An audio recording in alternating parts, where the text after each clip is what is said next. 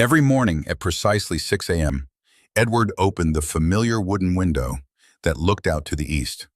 The fresh morning air entered softly, passing by the worn curtains and over the kitchen table where his coffee sat, steam rising steadily. Outside, beyond the porch, a frost-covered field stretched before him, with pine trees standing motionless as the light gradually spread across the grass. There were no sounds of footsteps from above, no shuffling of slippers in the hallway, no one calling his name, just a profound silence. Yet, at 70 years old, Edward had come to value this silence, not as an emptiness but as a comforting presence. His cabin, nestled at the edge of a wooded clearing about 20 minutes from town, had become his sanctuary. He had moved there 8 years ago after the house he once shared with his wife began to feel more like a museum of memories than a home. Too many pictures, too many rooms, too many echoes of the past. This place, smaller, older, quieter, suited him better now. Some neighbors thought it was a sad way to grow old.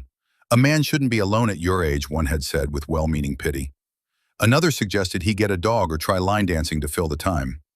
Edward would smile, nod, but never felt the need to justify his choice. He wasn't lonely, he felt complete. Each morning belonged to him alone. His hands brewed the coffee, his feet moved across the floorboards. His thoughts unfolded without interruption. No one asked him to be anything other than himself, and after a lifetime of living up to others' expectations, that was a freedom he had never known. From his seat by the window, Edward watched a squirrel dart between the branches.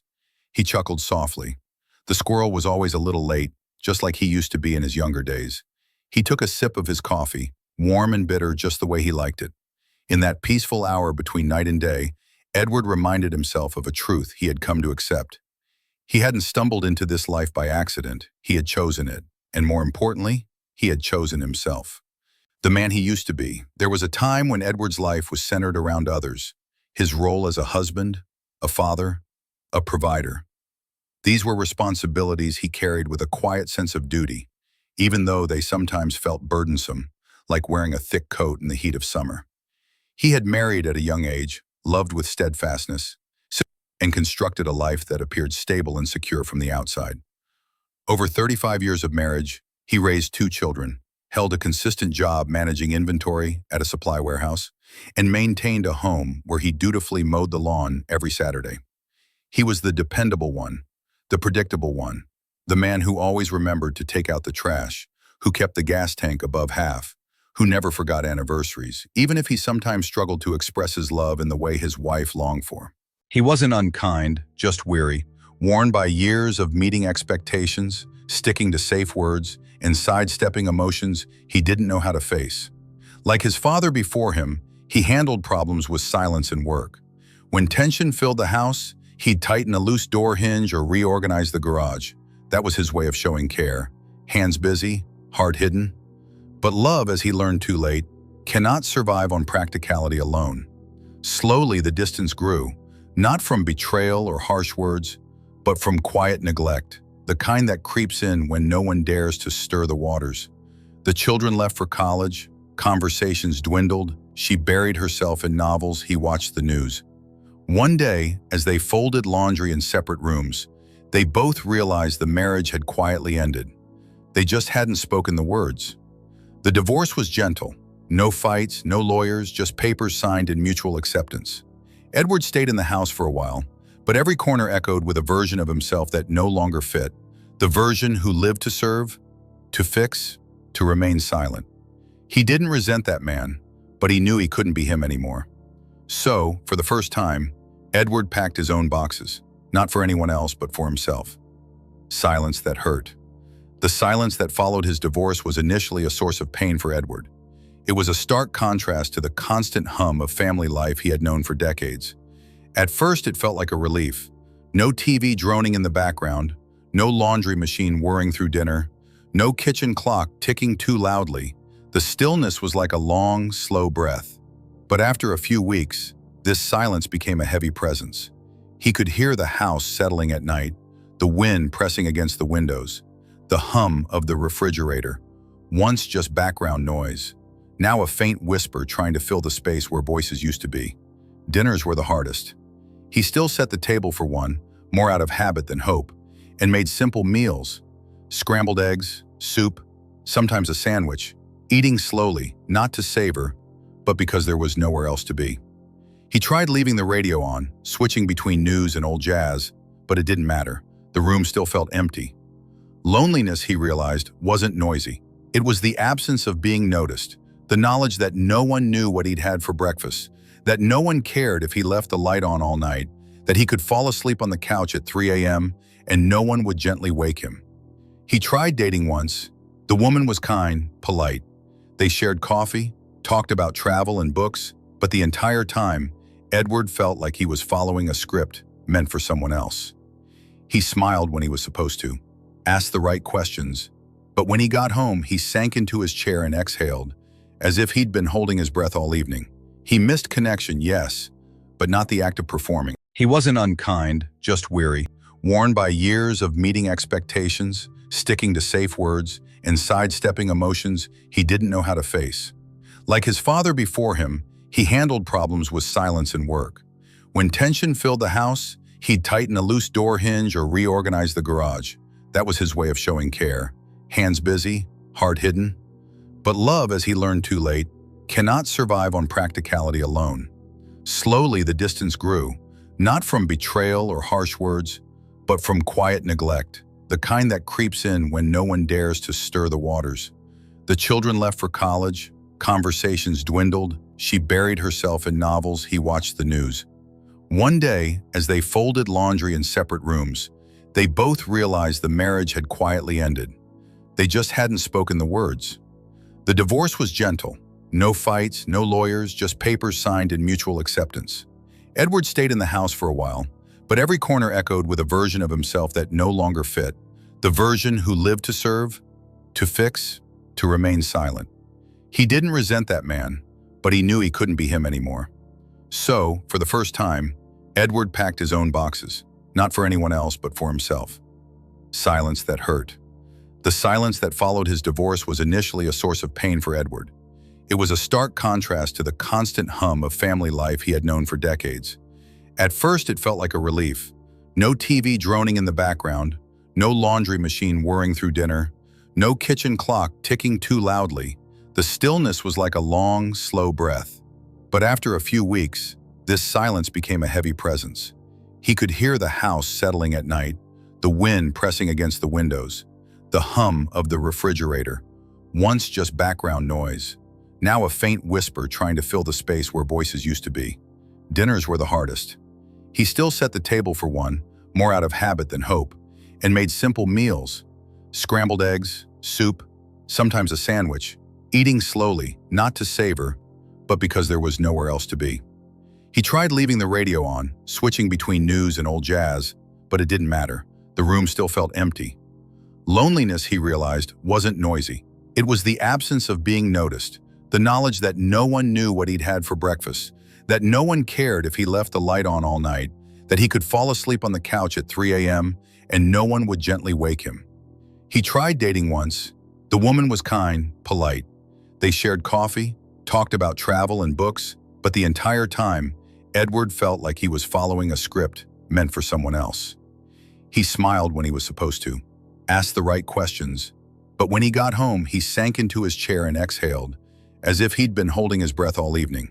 He missed connection, yes, but not the act of performing. He'd glance at the phone, even when it didn't ring, think to himself, I should call, then stop. Not out of stubbornness, but because he didn't know what to say.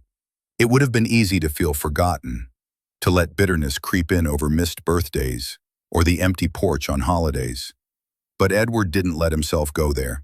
He understood that life pulls people in different directions. His children were busy raising their own families, caught up in their own daily chaos.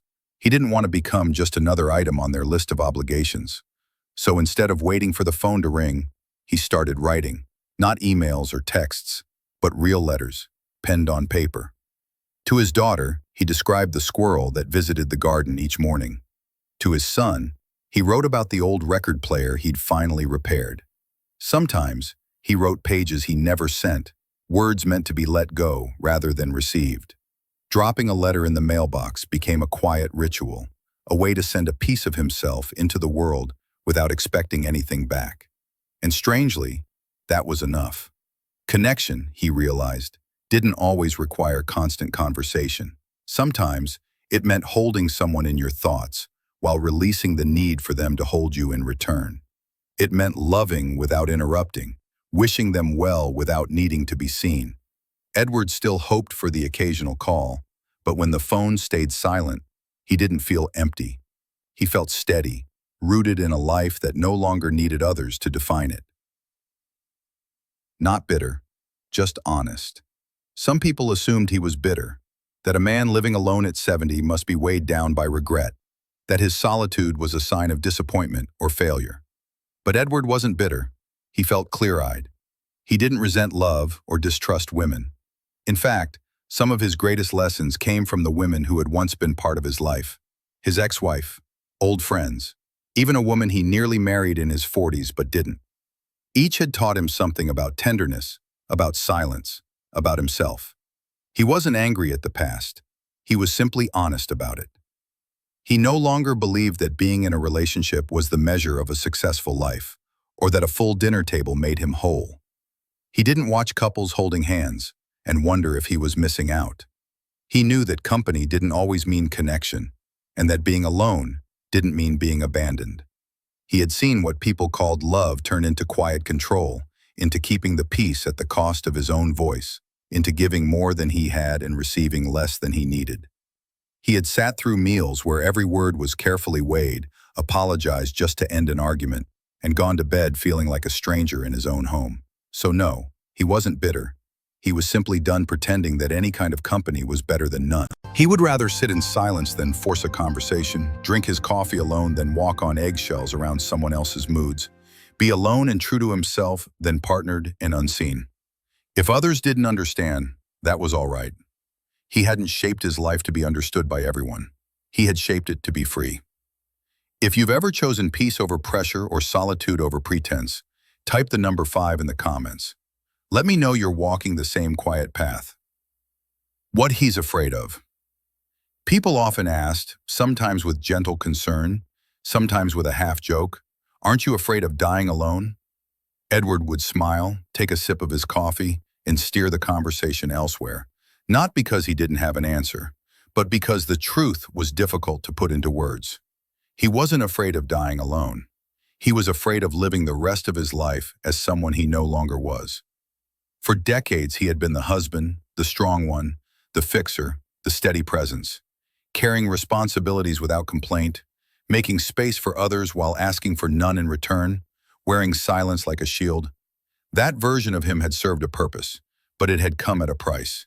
He couldn't count how many times he had said, "I'm fine," when he wasn't, how many evenings he had spent staring at a muted television, wondering if anyone truly knew him, or if he had ever truly let them.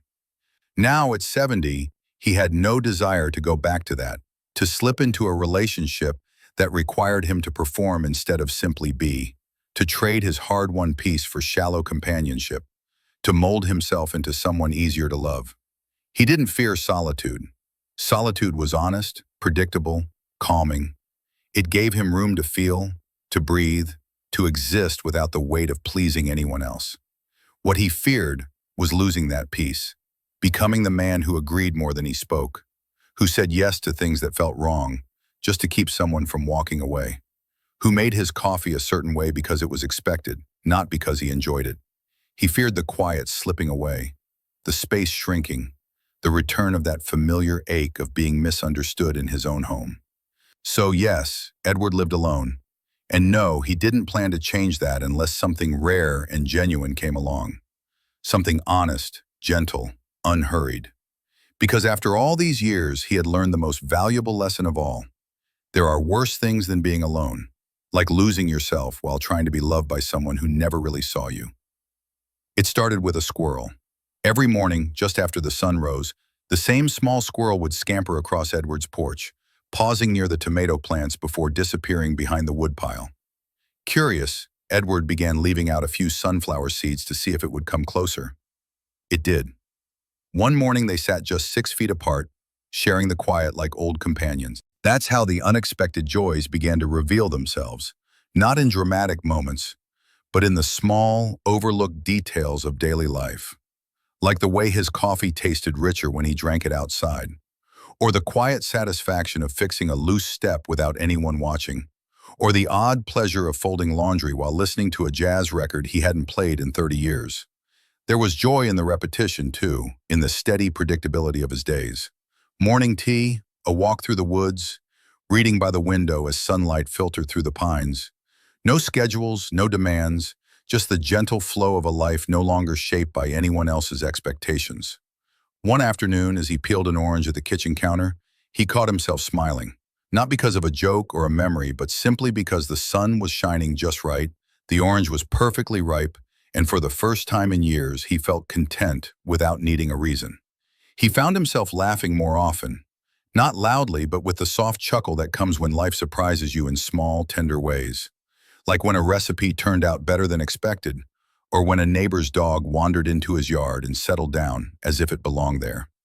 These weren't the moments he had dreamed of in his youth, but at 70, they felt more genuine than anything he had once chased. Happiness, he realized, didn't always make a grand entrance. Sometimes it arrived quietly, slipping in through the back door, humble, wordless, and entirely sufficient. If love comes again, if love were to knock again, Edward wouldn't close the door. But it would have to knock softly. No bold declarations, no rushed promises of forever. Just presence, patience, a rhythm that didn't disturb the one he had carefully built. He no longer craved fireworks. He wanted a steady flame that warmed a quiet evening, a voice that met him in the pauses, a presence that blended into the room rather than filling it. No pressure, no need to perform, just real, honest companionship, if it ever came. He could picture what it might be like. Someone who also appreciated silence, who didn't find his stillness odd, who brought her own stories, her own peace, her own well-worn laughter. Someone who didn't need him to fix her, complete her, or entertain her, just someone who saw him and let him remain exactly as he was. And if no one ever came, that would be all right too. He no longer measured his worth by whether someone loved him, but by how deeply he had learned to love his own life. How at home he felt in his own skin, his own space, his own choices. He didn't fear another relationship. He simply wouldn't sacrifice his peace for the sake of company. He knew that not all love endures, but solitude, when chosen, could last, and that kind of stability was not something he would trade easily. If love returned, it would have to be the kind that knew how to sit quietly on the porch, to stay silent when the birds were singing, to leave the music, the morning routine, and the man himself unchanged. The kind that felt like calm, or it would be nothing at all. If you know a man like Edward, or if you are him, share this video with someone who needs to remember that peace isn't loneliness, it's home. A man who belongs to himself.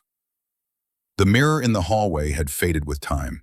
One morning, Edward stood before it, toothbrush in hand, still half asleep.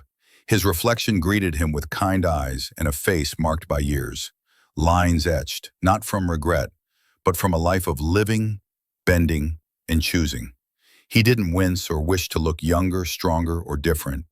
He simply nodded at himself, the way old friends do when words aren't necessary.